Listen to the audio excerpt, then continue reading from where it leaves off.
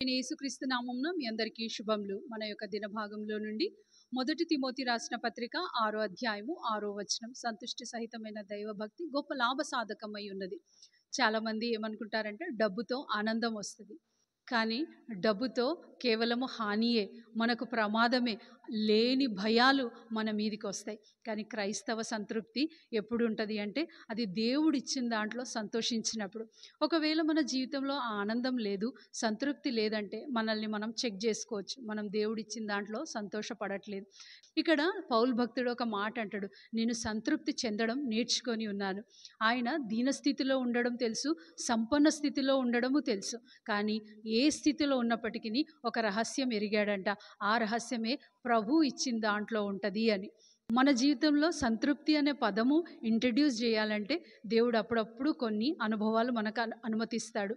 అదే ఆకలి, అదే దుఃఖం, వేదన, చికిత్స లేని రోగం, ఇటువంటి అనుభవాలు మనకు వచ్చినప్పుడే మనకు ఆ తృప్తి అనేది కనబడుతుంది.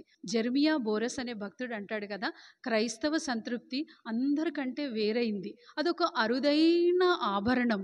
ఆ ఆభరణంలోను మనం సంపాదించుకోవాలంటే అది తీసివేత ద్వారా వచ్చేది, కూడిక ద్వారా రాదు. అంటే మనం డబ్బు సంపాదించడం ద్వారా, ఆస్తి సంపాదించడం ద్వారా ఈ తృప్తి వస్తుంది అని అనుకుంటాం, కానీ క్రైస్తవ సంతృప్తి అలా రాదు. క్రైస్తవ సంతృప్తి పోగొట్టుట ద్వారా వస్తుంది. ఆ పోగొట్టుట దాంట్లోనే యేసు ప్రభు వారు మన కొరకు తన ప్రాణం పోగొట్టుకొని ఆ తృప్తికరమైన జీవితంలోకి మనం రావాలని ఆయన సమస్తం పోగొట్టుకున్నాడు.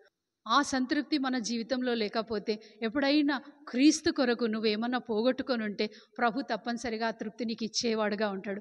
ఎవ్వరికి ఈ మాట ఇష్టం అనిపించదు, కానీ ఆ తృప్తి నీ జీవితంలో డబ్బు ఎంతైనా సంపాదించు, ఎన్ని ఉద్యోగాలైనా సంపాదించు, నీ జీతం ఎన్ని రెట్లు పెరిగినప్పటికీ ఆ తృప్తి రాదు. కానీ క్రైస్తవత్వంలోకి వచ్చే తృప్తి ఇదే, మనకు తీసివేత ద్వారా వచ్చేది, కానీ కూడిక ద్వారా రాదు.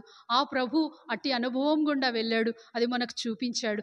ఆ అనుభవం మనం కూడా మన తరం వారికి చూపిద్దాం. రండి ప్రార్థన చేసుకుందాం. ప్రియమైన తండ్రి, యేసు ప్రభు ఘనమైన నామంలో నీ వింతైన అనుభవంలో మమ్మల్ని కూడా తండ్రి మీరు తీసుకెళ్లాలని మీరు ఆలోచించిన నీ కృపకై నీకు వందనాలు చెల్లించుకుంటూ వస్తున్నాను. ఈ భూమిలో ఉన్న ఆస్తిపాస్తులు సంపాదించడం ద్వారా దేవా అది రాని సంతృప్తి, దేవా నీ కొరకు కోల్పోవటం ద్వారా మాకు ఇవ్వబోతున్నందుకే మీకు వందనాలు చెల్లించుకుంటూ వస్తున్నా.